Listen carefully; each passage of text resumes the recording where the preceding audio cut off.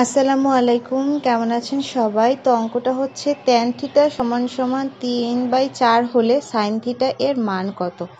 তো এই অঙ্কগুলো করতে হলে অবশ্যই আপনাকে সূত্র জানতে হবে। সূত্র না জানলে অঙ্কগুলো আসলে করা যাবে না কখনোই। তো সূত্র হচ্ছে একটা যেন sec স্কয়ার থিটা সমান সমান হচ্ছে 1 + tan স্কয়ার থিটা।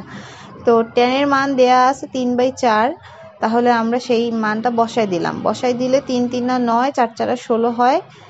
তারপরে হচ্ছে 16 যদি আমরা নেই, তখন কমন নিলে এখানে 16 + 9 মানে 25।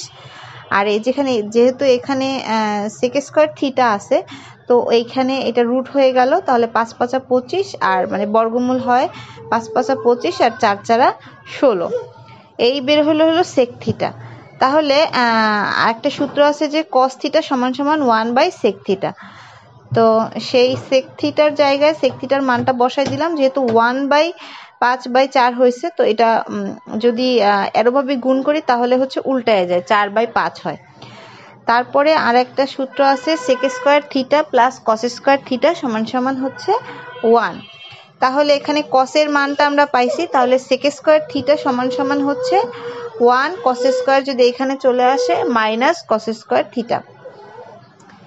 তাহলে এই যে এইখানে যেহেতু sin স্কয়ার থিটা আছে, এই স্কয়ারটা এই পাশে যদি আসে তাহলে রুট হয়ে যাবে, এবং মান বসাই দিলাম 4/5।